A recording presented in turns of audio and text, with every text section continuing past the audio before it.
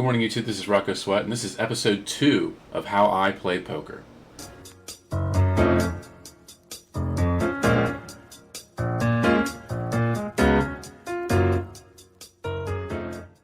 Top 9 get paid in this free roll, and it's your standard tournament. The only difference is instead of 9 players at the table, there's now 6 players at the table.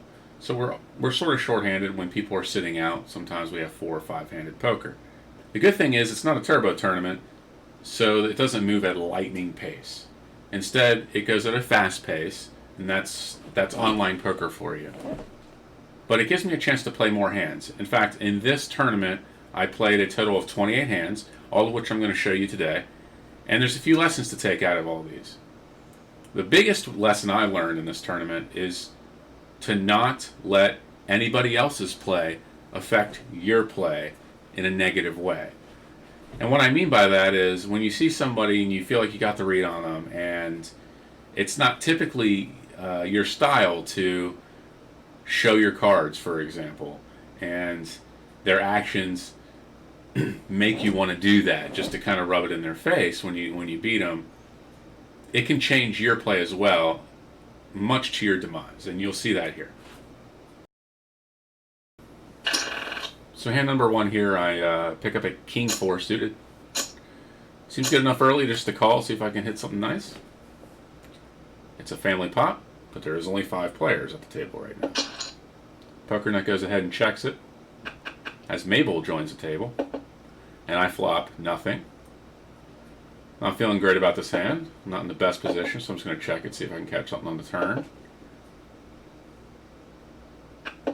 Hey, look at that. I hit a king on the turn right away. That's great.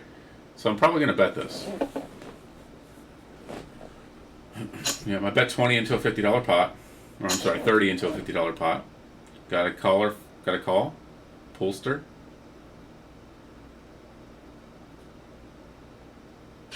Poker nut folds. So it's two-handed.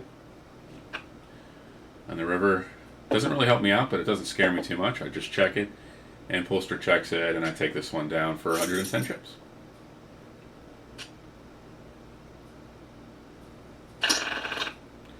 Now I'm dealt a Jack-9 offsuit. The new player at the table thinks about it.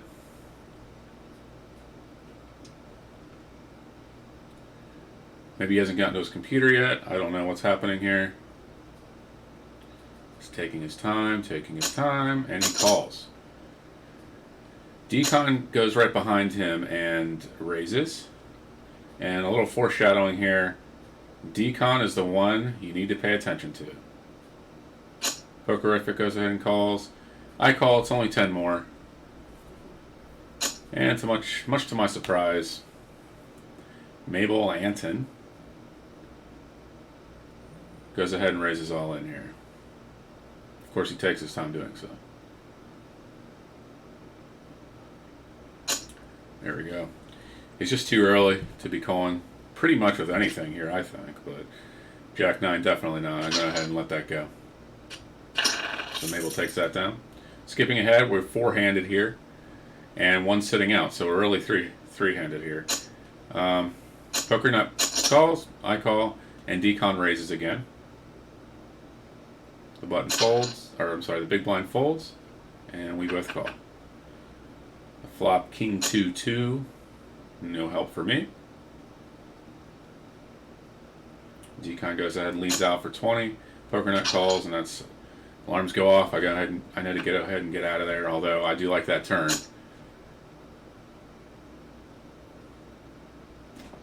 Decon bets 20, which is nothing compared to the pot, and poker nut folds.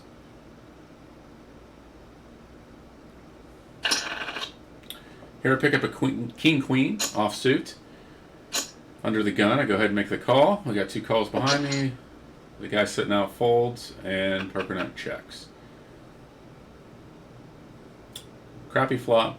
Not really scared of it or anything, but somebody's got to hit something there, right? Decon goes ahead and bets the minimum again. Poker nut thinks about it and makes the call. I go ahead and call. The ace comes on the turn.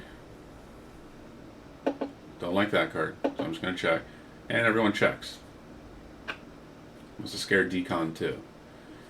And there's a jack on the river. No big help to me, probably no big help to anybody. We got a $75 bet from decon, and we both fold. So here's where I'm going to pause it. So the theme of this video comes to light right now. I'm noticing that decon seems to bet minimum, raise minimum before the flop, bets minimum after the flop, and sometimes continues that with just a little bit more on the turn and then just a little bit more on the river. It doesn't seem like optimal poker to me.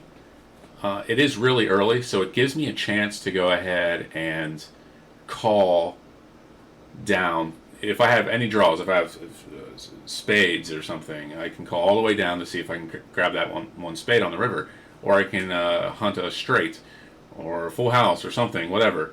I can just pay very little to see all the cards, and that seems like a bad strategy on his part.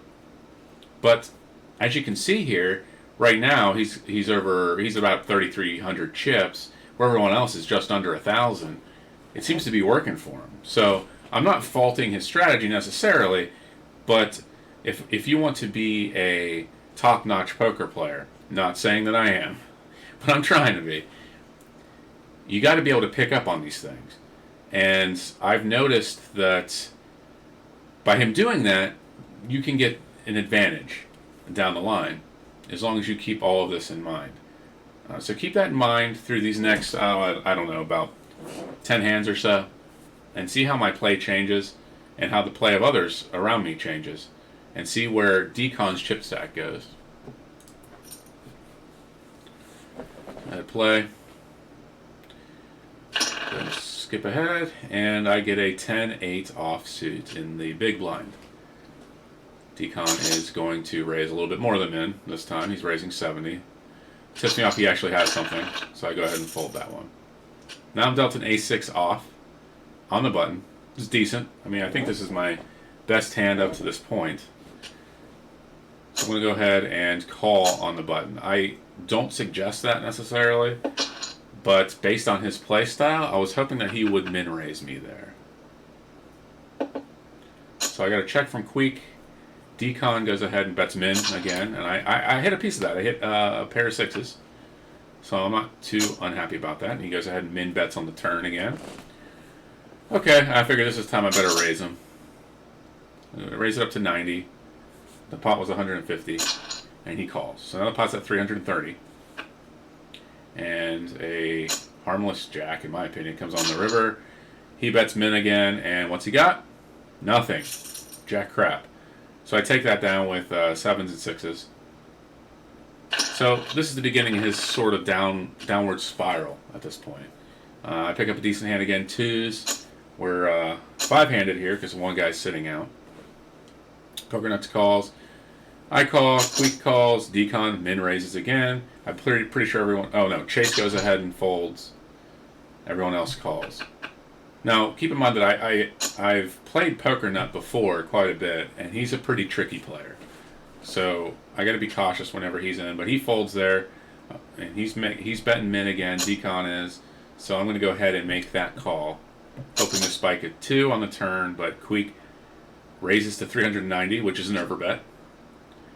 And so, I mean, that tells me right there he's got at least an ace. So skipping ahead, I pick up ace-4 of diamonds. Under the gun, I go ahead and make the call. Decon calls. I'm surprised he didn't min raise. And poker nut checks. It's not. I mean, it's not a horrible flop. Look, I can hit a 3 here. Can always hit my ace. Run a runner for a flush. And there you go. On the turn, I go ahead and hit my ace after everyone checked. Poker nut checks again. And I bet 90 into a $105 pot. Quickly called by Decon. I mean, I'm thinking he's got a draw. So this river card kind of scares me a little bit when it comes. 3 of hearts. I think he could have a flush. So I don't know where he's at. So I'm going to go ahead and check. Even though I hit my straight, I'm still not feeling very confident. And he goes ahead and checks behind me. Apparently didn't have anything that could just be an ace-4. So I take that one down with a straight. Here I have a dismal 2-9 offsuit. I got the min raise from Decon again, and I go ahead and just call on the big blind, protect my big blind. Decon bets 90 into 180. So he's starting to change his style now against me because I've taken a few pots against him now with his old style. So, but I hit a piece of this. I know he's aggressive, so I went ahead and called. Pot's 360. The ace doesn't scare me here. It actually makes me feel a little bit better. And he goes ahead and bets 180, which is half the size of the pot. I think about this one for a little while, but I come to the conclusion that I should make this call. Really, I want to see what he does on the river. Assuming I don't get better here. I check, he checks, and I go ahead and take it down with aces and nines. So really, I was really confused about what he may have had there. Maybe king, queen, or something like that. But skipping ahead, I get a king 2 offsuit. Decon goes ahead and calls under the gun. I call to protect my small blind, and the flop is 10-2 ace. So I hit a little bit of that. I go ahead and check. Check behind me. Ace on the turn, non-threatening. So I bet this. 80 into a $120 pot, and immediately they fold. So you can see how like people's attitudes change. Like normally he would call you down there. Normally he would then raise min over you, but he's changing now. So it's very interesting. We're playing this mind game, me and Decon. And as you can see underneath his picture there, he's got a N, which denotes that I do have a note there for him. So when I hover over him, I can see that I'm marking all of this stuff down. So it can help me down the road. I suggest if it's your first time playing at these sites, go ahead and start doing that. You'll be surprised at how helpful it is. So you can see I spike a 6 on the river. Against this guy, hey, look, I think this is good. And unfortunately for him, he had ace-king. I'm going to go ahead and pause it there after I took that down. So this is the kind of trouble you can get into if you're Decon when you have a hand like ace-king and you do hardly anything with it. You just, bet minimum, or you check, or you call. I know you're trying to trap here, but when you don't hit anything, you either need to get out of the way or go ahead and bluff at this pot. He didn't do that. He played very passively, and that allowed me to spike a 6 on the river and take that one down. So that's like got to be the weakest way to play poker, I think. Now, you may want to play that way if you actually have equity in the hand. So, like, you can hit a straight or a flush, and then when you hit it, it's kind of disguised, because you were so passive about it. But this, it just doesn't seem right. I mean, I guess he could have really hurt me if we hit the ace on the river, but that just wasn't the case, and it just allowed me to catch up with a weaker hand. So don't do that. So I'm going to go ahead and start this back up again. And now I'm dealt a king 6 suited. Make the call, and everyone makes their actions real quick, and it's me and Decon in the hand. And I hit a little bit of that, but the diamonds kind of scare me. So on the button, he goes ahead and bets. And here, normally I would raise, but against this guy, I'm also trying to play a little tricky. And I go ahead and just call. I still don't think I'm strong here, so I check. He checks behind me. I think he's getting a little kind of timid around me now. And on the river, nothing happens, and we both check it down. And, well, he took that one. So, again, very weird. So I'm going to pause it again and say that, look, you did it twice. You did it twice. The first time, it screwed you because I hit my 6 on the river and took the pot. Then you do it again, so you're not even really changing that much. You actually hit this time, and you get very little out of me because of it. I mean, based on... You got to be aware of your image. So based on your image, go ahead and bet that because I'm probably calling you. I'm probably calling you just to hope I hit something, and then I might even, who knows, I might shove on the river, and then you have that tough decision to make, and you may take down a huge pot. So, again, I really think that that's the weakest way to play, unless you really got the jump on somebody. You really know that they're going to be aggressive and lean into you. So, but right now, I'm trying to just play this smart, especially since the blinds are so small. So here I'm dealt a 2-5. I'm in the big blind. 60-30 are the blinds. Decon goes ahead and calls again. Pokerific thinks about it.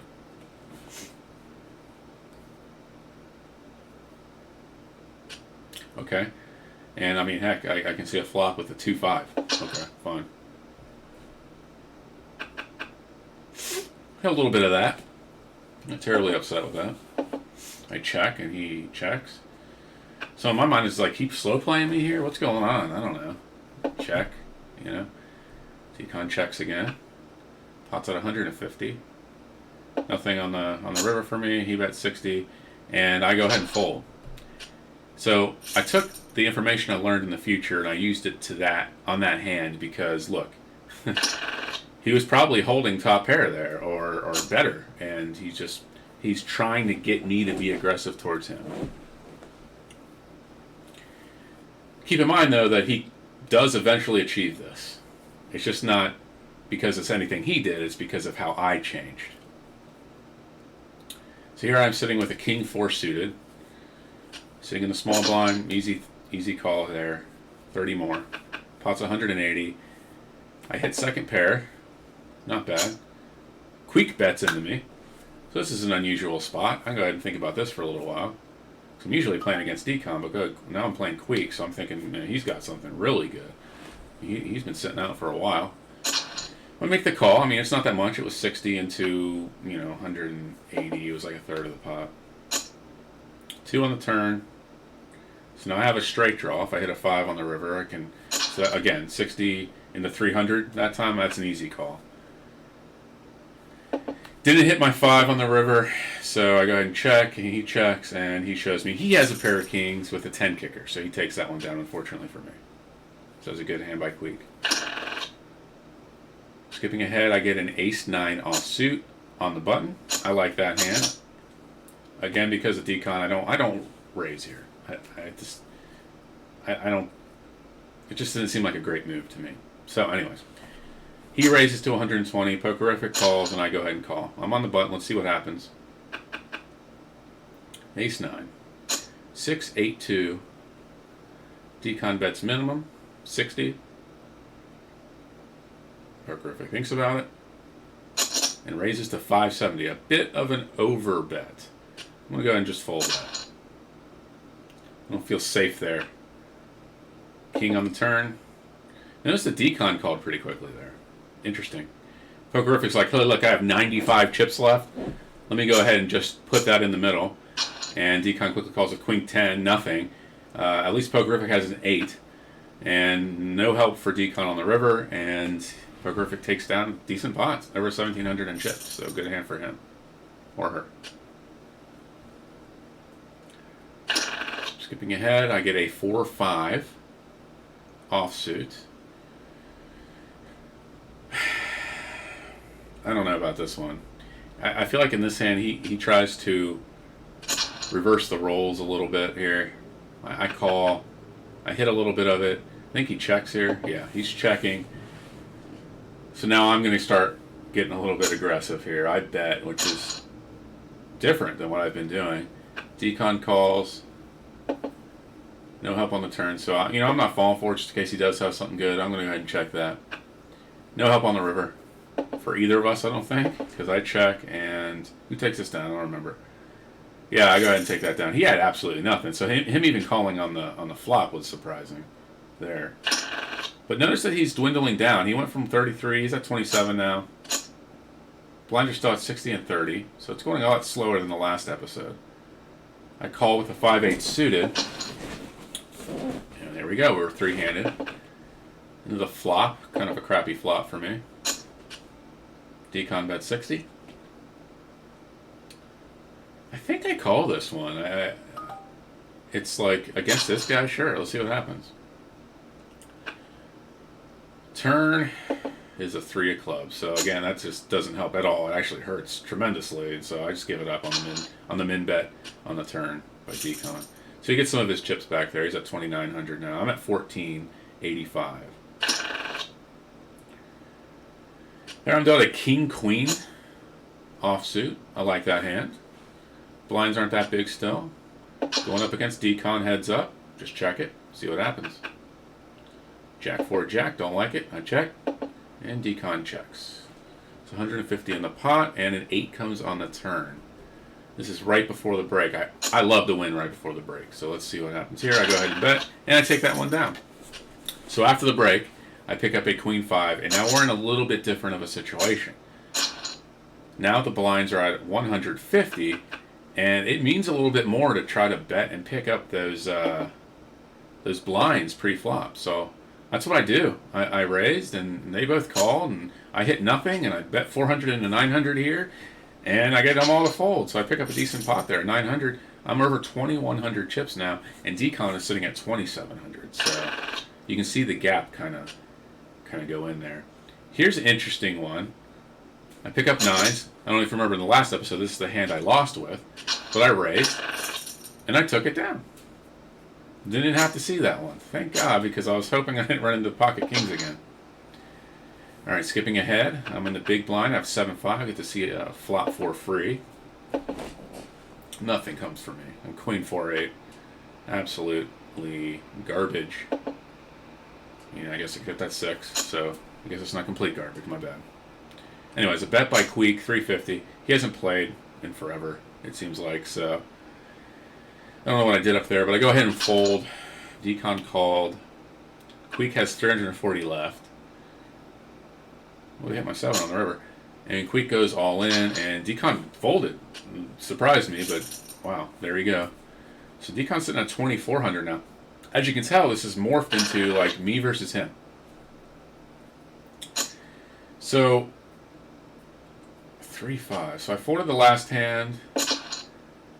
I call this hand. I don't know why, but I called that hand 3-5. Check that. Queek's in the hand again, so I'm not feeling too great about that. I mean, just this is a bad hand. Anyways, so based on the last hand and this hand, folding here, which is what I do, I'm thinking I'm starting to look a little weak. So I won that one big hand right when we got back from the break. Queek takes us down with an ace high. So because I'm looking a little bit weak here, I change up my play a little bit here. So watch this one. I have a 10-5 off. It's not a great hand to do anything with. Of course, I am on the button, so that is a strength, and never underestimate the power of the button, people. Chase thinks about it for a while. Folds. And I raise to 300. I just want to kind of get in Decon's head here. He calls. Like, I'm pretty sure he was going to call. And hey, to me, that's a great flop. I'm pretty sure I got him. This is heads up. I think I said in the last video, if you're heads up and you hit something, you're probably good. But I test out the waters here, the decent size bet. The pot's at over 1,200. 7 on the turn. And I go ahead and bet 400 here. He folds, and what do? I show my cards like a boss. So before we get too much further with this next hand, I gotta pause it. This is where, sure, I won the hand, and I'm sitting at over 2,700 chips. Decon is sitting at around 2,100 chips. So yeah, good for me. But he changed the way I played there. So in hindsight, when this tournament was over, I was like, was that really a great thing to do? I shouldn't have showed him that hand. I don't think it really changed the way he played too much, but in my mind, I was thinking that he was going to change the way he played based on that hand. So we're going to watch this next hand. I get dealt a King 8, and, well, watch what happens, because I think that he's, steaming inside, and that he's gonna want to do something. So, but in reality, this guy is making the bad moves. So I go ahead and raise to 300 with a King 8. He re-raises to 1,050 really quickly, and like a baller, I go ahead and go all in, and I'm quickly called. Now, he's got a King Jack off. It's not really the best hand to be going all in with, but either is a King 8. So I got caught. I thought that he was just jamming with anything. And as you can see, 3 9s, yeah, it doesn't help. He takes down a huge pot, and I'm left dwindling with 610 chips. So right now, I'm like, the blinds are up there. I mean, what are they at right now? 150, 75. I had 600 chips or so, but to begin that hand, luckily everyone folds that hand to me, which was a king 4 off. And I kind of just go kind of crazy here. Like, I mean, there's really no need. And I got a king high. There's no need to, like, hold on to this. I got to go for it. So there I raise the king 7. Surprisingly quick folds. Start making my stack a little better. 4-6 suited I go all in with, and I got some folds. So you see I'm getting really ballsy here. And the one that seals the fate. I'm dealt a king 7 off. I'm under 1,000 chips, and, well, decon raised. And I don't like that guy, so I'll go ahead and call. He's got an ace-3. He's got a decent hand. And the heart comes in the turn. Game over for me. It was good while it lasted, and I learned some valuable lessons here.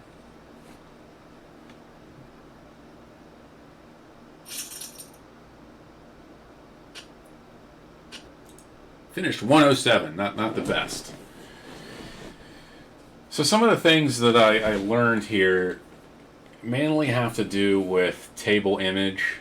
Even online, you can really kind of get an image for yourself. Okay, they can't see my hand shake. They can't see that I'm staring at them or I'm distracted or things like that. But what they can do is see how you bet and how you vary that bet based on what they do and make adjustments.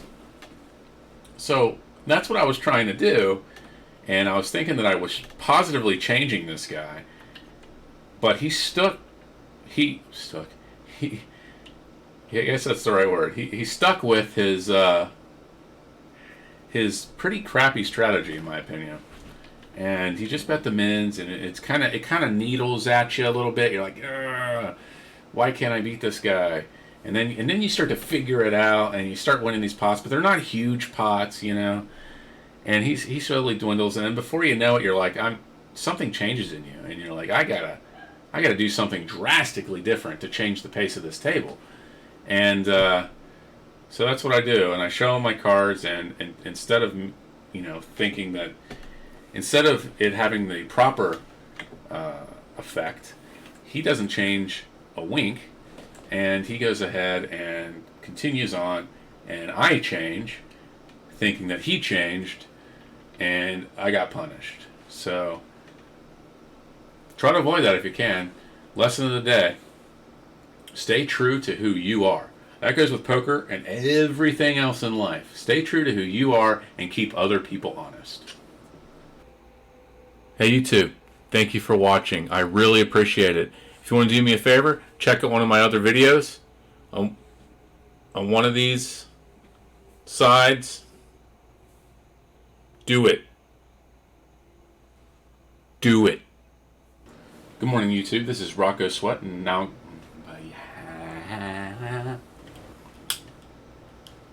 it's serious time.